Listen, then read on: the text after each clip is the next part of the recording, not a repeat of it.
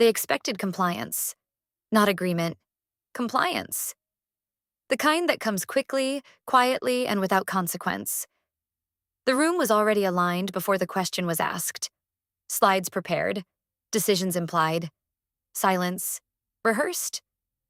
Just say yes. It sounded simple, efficient, almost harmless. But in certain rooms, a single word doesn't close a deal. It transfers risk. It redraws responsibility. It rewrites who owns the outcome and who absorbs the fallout. She knew that. So instead of reacting, she observed. The tone, the phrasing, the timing. Because pressure, when documented correctly, stops being authority and starts becoming evidence. And what happened next wasn't resistance. It was positioning. The conference room carried that familiar executive stillness, the kind that feels engineered rather than natural. Glass walls, muted tones, a table too polished to reflect uncertainty. Even the lighting seemed calibrated to eliminate shadows, including the ones people tried to hide. On the screen, a single slide, minimal text, clean structure, one decision point. Consent confirmation. The CEO stood at the far end of the table, posture relaxed, voice measured. Too measured. The kind of calm that isn't calm. It's controlled. We just need alignment, he said, almost casually. Nothing complicated. A few nods followed. Not agreement, synchronization. People adjusting themselves to the expected outcome before it was formally declared. She didn't nod. Instead, she looked at the slide again. Then at the timestamp in the corner of the presentation. Then at the version number. V3.4, updated 11 minutes ago. Interesting. Any concerns? The CEO asked, scanning the room without actually stopping on anyone. A ritual question. Silence, as expected. Because in rooms like this, silence isn't absence of thought. It's presence of calculation. She leaned back slightly, fingers resting on the table. Not tense. Not defensive. Just still. And then she asked quietly, "Can you clarify what exactly is being consented to?" A small shift, almost invisible, but the kind that changes direction. The CEO smiled, not broadly, precisely, like someone acknowledging a variable, not a challenge. "It's standard language," he replied. "Operational flexibility, nothing outside usual scope." Usual scope. That phrase landed heavier than it sounded, because usual in corporate language often means undocumented, until it isn't. She glanced again at the slide, this time not reading, mapping, wording, structure, absences. What wasn't written was louder than what was. Across the table, someone adjusted their posture. Another closed a laptop halfway, as if preparing for a transition they didn't fully understand yet. Microsignals. The room was beginning to feel it. Not conflict. Deviation. "Just say yes," the CEO added, softer now. Almost reassuring. Almost helpful. That was the moment. Not the words. The framing. Because repetition transforms suggestion into pressure. And pressure, when applied in front of witnesses, becomes something else entirely. She didn't respond immediately. Instead, she reached for her pen and made a small note in the margin of her printed copy. One line. Akaratny. Tochny. Then she looked up. No. No explanation. No escalation. No emotion. Just a boundary. The air didn't shift instantly. It tightened. Like a system waiting to process an unexpected input. A few eyes moved, not toward her, but toward him. Because now it wasn't about consent. It was about control. The CEO's expression held for half a second longer than necessary. A micro delay, enough to reveal recalculation. "Let's not complicate this," he said, tone still composed but no longer neutral. There it was. Pressure, now explicit, and more importantly, audible. Somewhere behind her, a chair creaked. Someone exhaled too sharply. Another hand hovered over a keyboard but didn't type. The room was recording more than minutes now. It was recording context. She didn't move, didn't defend, didn't expand. Because the more you say in moments like this, the more you dilute what matters. And what mattered had already been said. No. Across the table, legal hadn't spoken yet, but they were listening. And somewhere, outside this room, systems that don't respond to authority, only to documentation, were about to become relevant. She closed her folder slowly, not as an exit, as a signal. This wasn't a discussion anymore. It was a record. And records have consequences. At the end of the table, the CEO adjusted his stance, preparing to reframe the moment, to regain narrative, to convert resistance into exception. But something had already shifted, not visibly, structurally, because once a yes becomes contested, every previous yes becomes questionable, and every future instruction carries risk. The slide on the screen remained unchanged. Consent confirmation. But now it meant something entirely different, and the room knew it, even if no one said it yet. Especially because no one said it yet. The silence didn't break. It settled. Not empty. Waited. The kind of silence that doesn't ask for resolution. It waits for consequence. The CEO didn't raise his voice. That would have been inefficient. Instead, he shifted tone. A calibrated drop in warmth, a subtle tightening of phrasing. "Let's be precise," he said, stepping closer to the table. "This is a procedural confirmation, not a negotiation." Procedural. Another word designed to minimize. But in corporate environments, the more something is labeled procedural, the more likely it carries structural impact. She didn't answer. She didn't need to, because the moment had already transitioned from dialogue to positioning. Across the table, someone from operations finally spoke, cautiously. If it's standard, why was it updated 11 minutes ago? There it was. Not support.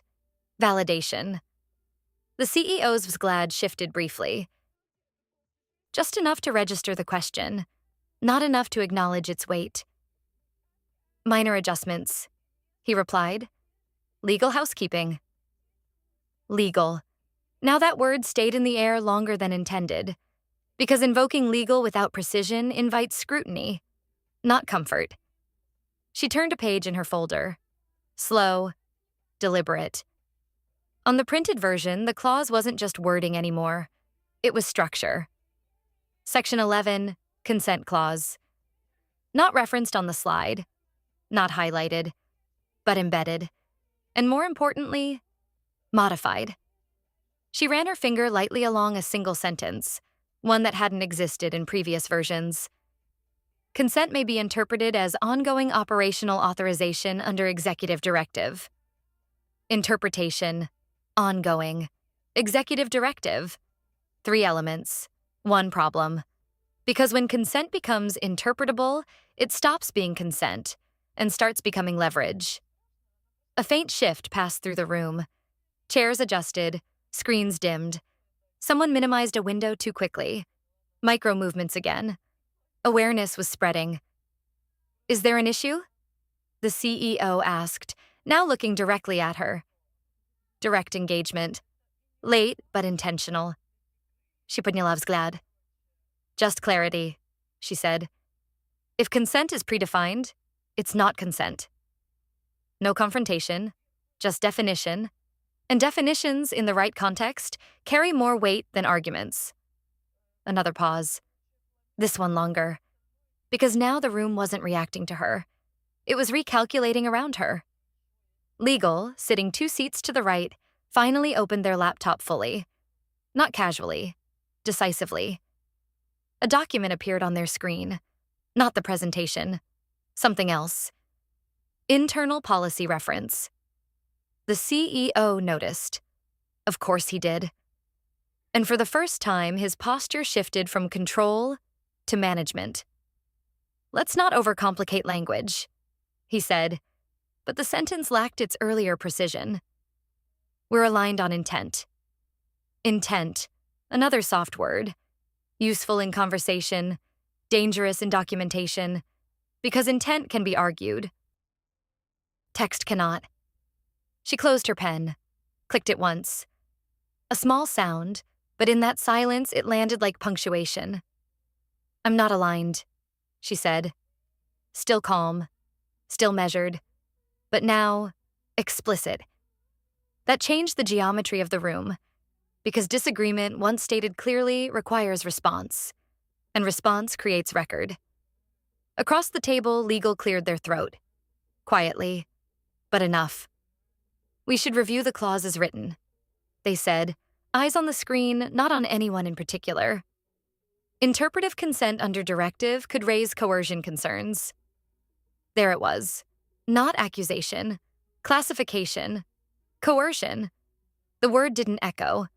It settled deeper than that. Because it didn't belong to her anymore. It belonged to the framework, and frameworks don't negotiate. The CEO exhaled slowly. Not frustration. Containment. Let's take this offline, he said. Classic. Remove the witnesses, reframe the context, regain control. But timing matters. And timing was already gone. Because once the word coercion is introduced in a recorded setting, it doesn't disappear. It propagates. Through notes, through emails, through memory. She didn't object, didn't insist, didn't escalate, because escalation would have reduced precision. Instead, she gathered her documents again. Same controlled motion, same quiet signal. Not exit, closure. Across the table, someone had already started typing. Not minutes. Details. The kind that don't get summarized. The kind that get quoted. And somewhere in that process, the original request, just say yes, had transformed. From instruction into exposure. The slide was still on the screen. Unchanged, but irrelevant now. Because the real document was no longer the one being presented. And everyone in the room understood that. Even if no one said it. Especially because no one said it. If you've ever been in a room where a single word carried more risk than an entire contract, you already understand what just happened. Because moments like this don't announce themselves as turning points. They look routine. They sound procedural. And that's exactly why they matter. If this scene felt familiar, if you've ever seen pressure framed as alignment or decisions disguised as standard process, then you're already reading between the lines most people miss. Subscribe. Because the next chapter isn't about what was said. It's about what was documented and who realizes it first. And trust me, once that happens, the balance doesn't just shift. It reverses. The meeting ended without ending. No formal closure. No summary. Just chairs sliding back in controlled movements and screens going dark one by one, like a system powering down while something inside it remained active. She didn't rush. Collected the printed pages, aligned them precisely, closed the folder with the same measured motion she'd used before. Consistency matters, because in environments like this, behavior becomes part of the record. Outside the glass walls, the corridor felt different. Not quieter, sharper. Conversations paused half a second longer as she passed. Eyes followed, then looked away too quickly.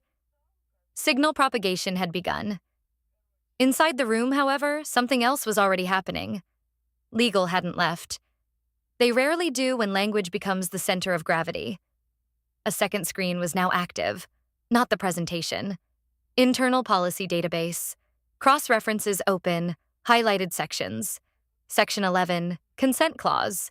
Version history. That was the key.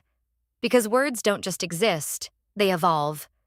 And evolution, when tracked, tells a story no one intended to tell. Version 3.2 didn't include interpretive consent. Legal said quietly, more to the room than to anyone specific. No accusation, just sequence. Another document opened. 3.3, Minor edits. 3.4 inserted line. Timestamp. 11 minutes before meeting. Now it wasn't about wording. It was about timing. The CEO remained near the table, hands resting lightly on the surface. Still composed. But the stillness had changed, no longer controlled, contained. Drafting adjustments, he said. Nothing material. Material. A word with weight. Because in legal context, material doesn't mean visible. It means consequential. And consequence was already forming. Across from him, legal zoomed in on the clause. Not rushed. Precise. When consent is defined as ongoing under directive, they said, it removes the ability to withdraw. Pause. And inability to withdraw intersects with coercion frameworks. There it was again. Not louder, clearer. The CEO didn't respond immediately, because this wasn't a debate anymore. It was classification. And classification, once aligned with policy, moves independently of authority. Meanwhile, outside the room, she reached the end of the corridor and stopped near a window. Not to look out, to create space. Pulled out her phone. Not hurried. Opened one thread. No message yet. Just the draft field. Because timing matters. Send too early. It's reaction. Send too late. It's defense. There's a narrow window where documentation becomes position. Inside, legal continued. Was this clause reviewed prior to inclusion? They asked. A simple question, but not a small one. Because review implies process, and process leaves trace. The CEO straightened slightly. It was aligned internally. Aligned, not approved. Another distinction. Subtle. Critical. Legal didn't challenge the wording. They didn't need to. Because alignment without documented review creates its own category, one that doesn't require interpretation. On the table, someone's notebook lay open. A line underlined twice. Interpretive consent. Circled now. That phrase would travel. Through summaries, through internal chats, through memory. And with each repetition, it would lose context and gain weight. Outside, she typed. One sentence. Clean, structured, neutral, no emotions. Just facts. Attach the clause.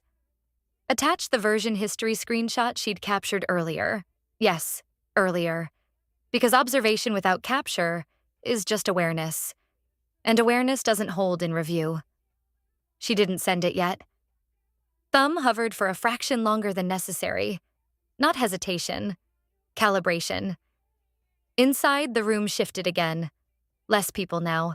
Fewer voices. More clarity. Given the language, legal said, closing one document and opening another. We should escalate for formal review. Escalate. The word didn't need emphasis. It already carried direction. The CEO nodded once. Minimal. Controlled. But nods, like words, enter record. And this one meant movement, not his. The system's. Outside, she pressed send. No announcement, no audience, just transfer. Because real shifts don't happen in rooms, they happen between them. And somewhere, a new thread just received a message it couldn't ignore. Back inside, the presentation screen finally went black. Not because the meeting ended, because it no longer mattered. What mattered now was already in motion. And motion, once initiated at that level, doesn't reverse. It resolves. The reply didn't come immediately. Of course it didn't. Systems at that level don't react. They process. They validate inputs, cross-check sources, assess exposure before they even acknowledge receipt. But something did happen. Read. That small indicator, often ignored, carried more weight than a full paragraph. Because it meant the message had reached the layer where decisions are not discussed. They are structured. She didn't follow up. Didn't utachnyat. Because follow-ups create noise. And noise dilutes signal. Instead, she moved. Not away. Forward. Down the corridor, past the same glass partitions that now felt less transparent and more reflective. People were already adjusting their behavior around her presence. Subtle, but measurable. A conversation paused mid-sentence. A laptop closed a second too early. Someone who would normally greet her simply nodded and kept walking. Recalibration. Inside the executive room, the environment had compressed. Fewer voices, more documents. Legal was no longer referencing policy. They were mapping implications. 2 screens now. On one, internal clauses. On the other, external frameworks. Because once internal language intersects with external regulation, jurisdiction expands. Timeline matters, legal said, highlighting the version log again. Insertion before presentation, combined with directive pressure in a recorded setting. They didn't finish the sentence. They didn't need to. Across the table, someone from compliance had joined. Quietly. No introduction. Just presence. That alone shifted the weight of the room. Compliance doesn't attend discussions. They attend risk. The CEO stood near the window now, back partially turned. Not disengaged, repositioned. A classic move to reduce direct pressure while maintaining control. "Let's be careful with assumptions," he said. No one was forced. Forced. An absolute. Easy to say, hard to defend. Because in structured environments, coercion isn't defined by force. It's defined by constraint. Legal didn't look up. "Coercion doesn't require explicit force," they said calmly. "It requires a lack of meaningful choice under authority." Silence. Deeper this time. Because now it wasn't about interpretation. It was about definition. And definitions, once aligned with policy and compliance, don't bend. They trigger. Across the table, compliance finally spoke. Was the option to decline documented as viable? Another precise question. Not emotional. Binary. Yes or no. The CEO turned back slightly. It was implied. There it was. The gap. Because implication exists in conversation, but not in audit. Compliance made a small note. No reaction. No commentary. Just an entry. And that act, simple, almost invisible, carried more consequence than any argument in the room. Because notes become reports. Reports become actions. Outside, her phone vibrated once. A reply. Not long, not detailed. Structured. Received. Reviewing under Section 11 framework. Hold position. Hold position. That wasn't advice. That was alignment. She read it once. Locked the screen. No visible reaction. Because when alignment happens at that level, you don't acknowledge it outwardly. You maintain baseline. Inside, the room had reached a different phase. Not discussion. Consolidation. Legal closed one document and opened another. External advisory guidelines. Cross-reference highlighted. Given the presence of directive language, they said, this may require formal documentation of consent conditions. May require. Another soft phrase. But in this context, it wasn't optional. It was trajectory. The CEO nodded again. Less controlled this time. More contained. Because the narrative had shifted. Not away from him. Beyond him. And once a situation moves beyond individual control, it enters system control, which operates differently. No emotions, no urgency, just sequence. Outside, she continued walking. Same pace, same posture. But the environment around her had changed. Not visibly, structurally, because information had moved. And when information moves correctly, influence follows. She stopped near the elevator, waited. Not for the doors, for the timing. Because the next phase wouldn't be announced. It would be initiated. Somewhere between floors. Somewhere between departments. Somewhere between documentation and decision. And when it arrived, it wouldn't ask for agreement. It would define outcome. The elevator doors closed without a sound. Not silence. Insulation. a temporary separation from the system that had just begun to reorganize itself. She didn't press a floor immediately, watched the panel for a fraction longer than necessary, as if confirming something invisible. Then selected a level not often used for routine movement: deliberate. Because transitions matter more than destinations. Inside the executive room, the structure had finalized. No more discussion, no more reinterpretation. Legal had already opened a formal template. Not notes, not summaries. A report. Section headers aligned, language standardized, fields waiting to be filled not with opinion, but with record. Documented directive, they said, typing without looking up. Public setting, lack of explicit opt-out. Each phrase landed like a timestamp. Not dramatic, irreversible. Compliance stood behind, reading silently.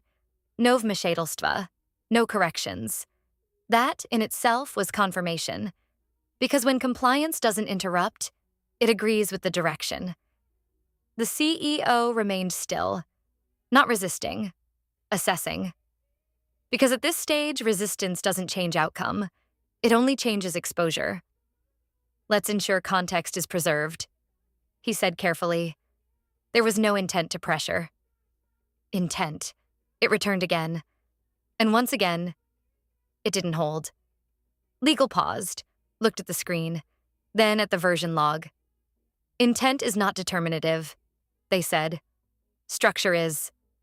A clean line, one that doesn't argue. It defines. On the report, a section was highlighted. Section 11, Consent Conditions.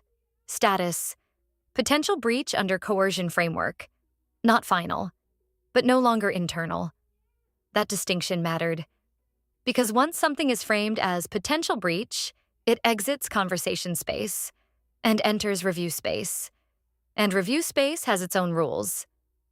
Outside the elevator, she stepped into a quieter corridor. Different floor, different rhythm, less movement, more purpose. She walked past a series of offices where doors were either fully closed or intentionally open. Both signals, both read differently depending on context. At the end of the corridor, she stopped, not to wait, to observe. Because by now, the system had already begun its secondary phase: propagation. Inside multiple inboxes, the same keywords were appearing: consent clause, version discrepancy, directive language, and one more: coercion. Not repeated loudly, repeated consistently. And consistency builds pattern. Pattern builds case. Back in the room, the report had moved forward. Recommend escalation to formal review board. Legal typed. No hesitation. Because hesitation implies uncertainty. And uncertainty at this point had already been resolved. Compliance nodded once. Minimal. Sufficient. The CEO exhaled slowly. Not defeat. Recognition. Because control had not been lost. It had been transferred. From individual authority to system authority. And system authority doesn't negotiate tone. It processes structure. The presentation screen remained off. Forgotten. Irrelevant. Because the only document that mattered now was the one being written in real time. She checked her phone once more. No new messages. That was expected. Because after alignment comes movement. And movement doesn't announce itself. It manifests. Somewhere, a calendar was already being updated. Somewhere, a review slot was being secured. Somewhere, someone who hadn't been in that room was about to read a version of events that no one in that room could control anymore. She turned and walked dalshipa corridoru. No rush. No hesitation. Because the critical moment had already passed. Not when she said no. Not when the word coercion appeared. But earlier, when she chose not to react. And instead, to record. That was the shift. Everything else was sequence. And sequences, once initiated correctly, don't require force. They require time. And time in structured systems always reveals alignment, or the absence of it. The elevator behind her opened again. People stepped out. Conversations resumed. The building continued, as if nothing had happened. But inside the system, everything had. And somewhere between documentation and decision, the outcome was no longer a question. It was a process, one already in motion, one already defined, and one that very soon would no longer be quiet.